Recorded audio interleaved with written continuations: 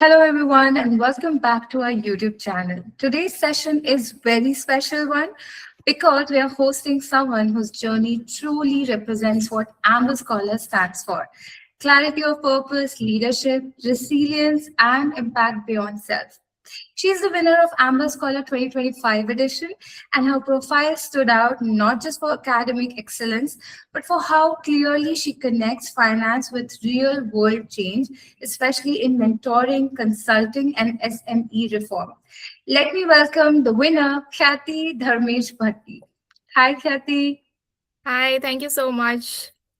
It's great to have you here with us today. How are you feeling right now? Oh, it's great. I'm very excited. I'm very thankful to Amber Student Scholarship, and it's been great, and I'm very grateful to everyone. Thank you so much. Okay. So, Kathy, first of all, huge congratulations once again on being selected as the winner of Amber Scholar 2025 edition. What truly impressed us was how balanced your journey is: strong academic performance, hands on experience, leadership through mentoring, and a very structured career roadmap from finance to consulting and eventually SME reform. So your story shows that finance isn't just about numbers, it's about responsibility, governance, and long-term impact. So before we uh, deep dive into your journey, let's just get started. So how did you first come across this Amber Scholar scholarship, and what honestly went through your mind when you found out you were the first place winner? Oh, so I was looking for different scholarships, and I think Amber Student Scholarship really stood out to me because they were really supporting all students that were going to any place. They had less criterias, and that I think was very empowering for me because they were truly trying to help all the students that wanted to make an impact. Um, on the other side, when I found out that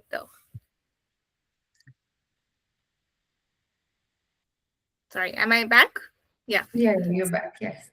Sorry. So when I found out that I actually won, unfortunately, I couldn't join the live stream because I was in class that time. But I found out, I saw the stream later and I was very excited. I sent it to my parents first thing. And I was just very excited. I wasn't expecting it. I just joined to see who had won, but I was very, very, very happy that I did. And it really, really helps me because I do have to make a fee payment and we were getting into the finances of that, and I think this is such a big boost for my confidence and also really helps me plan my finances ahead. So I'm very grateful. Thank you so much. Did you not expect a little or manifest it? Like I was maybe. testing it, but I was just like it. I know that the competition is really, really like so many people from so many diverse backgrounds and so many accomplishments have applied. So I was really hoping for it. I was manifesting for it, but I was still like maybe, maybe not. It was that sort of a See, situation. you're the winner now. So your Yes. manifestation definitely worked. So, Yes, okay, absolutely. moving on. In your SOP, you talked about witnessing your uncle's retail business becoming insolvent due to poor financial decision making. That's a moment many people observe, but very few let it shape their life direction. Mhm. So, what did that experience teach you about financial literacy at the grassroots level? And how did it transform finance from a subject into a purpose for you? So before that, I was just trying to figure out. I wanted to always go into the business and that direction, but I was trying to figure out what I wanted to do. And I've heard a lot of people saying that operations are very important for a business, marketing is very important. But when this incident happened, and I saw somebody that I knew very well go through this, I realized that not many people actually use the finance that they learn to help day-to-day businesses, especially the small businesses. And I think that it's a very good career opportunity, and also it gives you the chance to make a very large impact on people who really need it, I think. So that's why I thought that this was the best thing to do for me. It would allow me to help a lot of people, and definitely it's a career that will keep on growing because I think finance is the core of all businesses, and I think that's why it's very essential for me to actually venture into this profession. Definitely. Wonderful. So, what really stood out in your application was how structured and realistic your career roadmap is, starting with finance, moving into consulting, and eventually working on systemic SME governance reform. So, can you break this journey down for us and explain why each step is important in achieving long-term impact? So I think finance, of course, is very important to understand the business, because that gives you sort of specialization where you can actually get into the nitty gritties of how a business works and the cash flow of a business, which is really essential for its long term survival. Then, of course, I want to venture into consulting because it gives you a more holistic picture of how the business is run at a strategic level, and also allows you to see a lot of different business problems on a daily basis, and therefore gives you a lot of exposure of how to deal with the different problems. And this is when you have enough experience and knowledge about this, I think you should start working with the SMEs, because I think at the end of the day, they are the most important part of any structure. They are the ones who give maximum employment, and also as a unit they do produce a lot of growth for any sort of economy. So I think once you have a thorough understanding of how a business works, you can go and assist them and work with them, and I think help them all grow a lot more better. So this is, I think, my roadmap. Well, very well put. Okay, let me hype you a bit. So you've achieved national and international ranks in ACCA while balancing internships, research, Yes. and leadership roles. What systems or habits helped you stay consistent, and what's one mistake you see finance students commonly make that you would advise them Okay. not to do so? So I think in this journey, because I was doing my graduation, my ECC, and I was doing a lot of things together, I think it's very important to plan your day upfront. I think plan your whole week or month upfront. It helps you manage your time, and it just adds a boost of confidence whenever you are presenting something, you're going for an exam. It just makes sure that you are calm and composed, and you have that extra confidence of performing well. One thing that I do think that finance students in particular make this mistake is that all of them are really focused on academics, getting the technical knowledge, getting such technical skills such as coding, Excel. But what they miss out on is trying to develop their soft skills. I think the ability to speak, because it is a very client facing role at the end of the day. So the ability to speak with someone, have a conversation, persuade them, and also make an impact where people at the end of the day like you is very, very important. And I think they really need to focus on that, because that's a skill that takes time to develop. It's not something that you'll get overnight. So I think that's one thing that all finance students should pay attention to. Okay. Now, the next question will definitely help our audience to make their decision with respect to study abroad destination. So, Yes. you have received an offer from the London School of Economics and Political Science from the MSc in Finance for the MSc in Finance. So, why did you choose the UK as your destination, and what Uh, specifically about LSE aligns with your goals in areas like mergers, hedging, and corporate finance? So UK, of course, is one of the global hubs of finance, especially London. So I think the growth opportunities, the sort of people that you can network with is immense, which is why I think UK was my priority. In particular, I think also UK is it has very diverse cultures. You have people from all backgrounds. I think that really helps you grow as a person. So UK was that why the choice that I made. LSC in particular was a very interesting choice.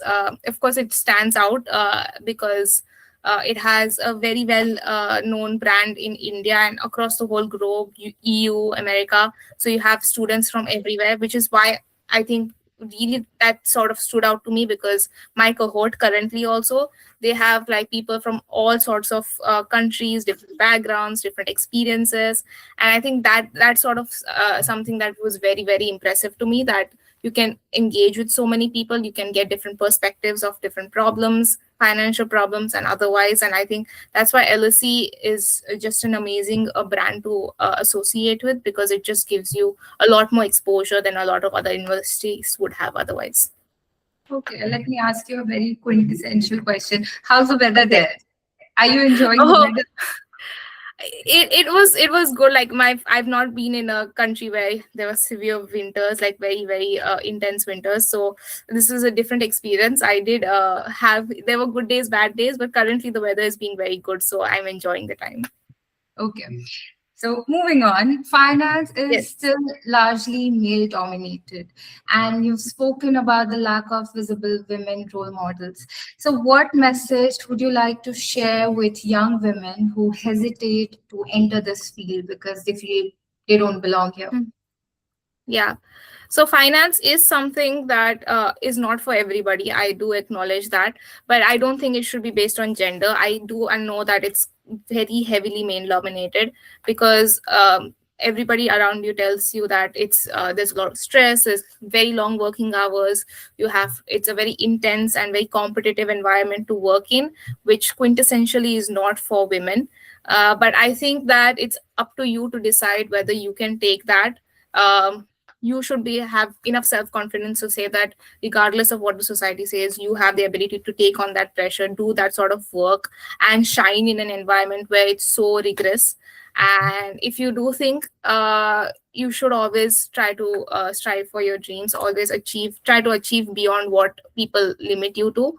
And I hope that at least somebody can see this and think that it's possible, because I do know that there are very few role models to look up to, and I hope that I can change that. Like me and a lot of other women can change that in the coming few years. Certainly, I would love to see more women into male Yes. dominating fields. Okay, so finally, we move to our last question. So, for students watching us, especially those who want to study abroad or apply for scholarships, what advice would you give them when it comes to building clarity, credibility, and impact in their applications? Because we loved your Okay. essay. Let's just say Okay. that right there. Okay, thank you so much. Yeah. So I think that of course be consistent. Try as much as possible.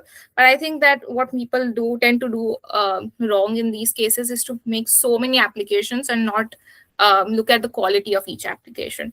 I think it is a time when you're connecting with somebody via an application or via letter, it's very important to invest enough time in it, and do your research about the scholarship giving organization, as well as get enough time to convey your message through them. It's, I think, very easy to go on any AI platform and sort of generate it. But as long as you're transparent and you're true to yourself, and it comes with your own originality, I don't think that's the only way you can reach the other organization and make a very strong case for yourself.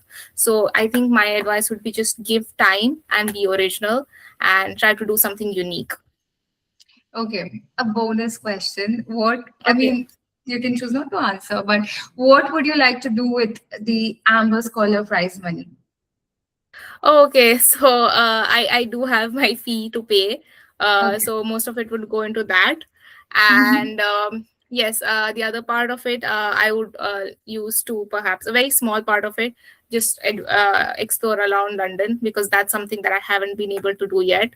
So maybe that would, but I think the first priority would be to use most of it to pay my fee currently.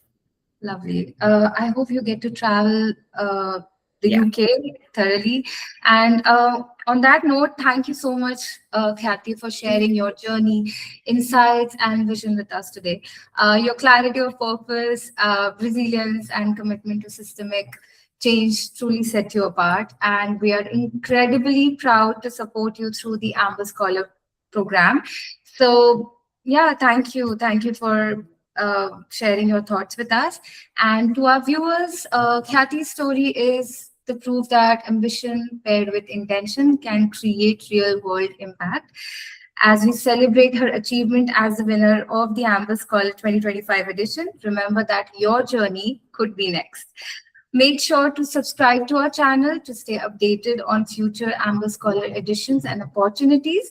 Stay inspired, stay curious, and we'll see you in the next one. Bye. Bye, Khyati. Yes. Bye. Thank you so much. Thank you so much.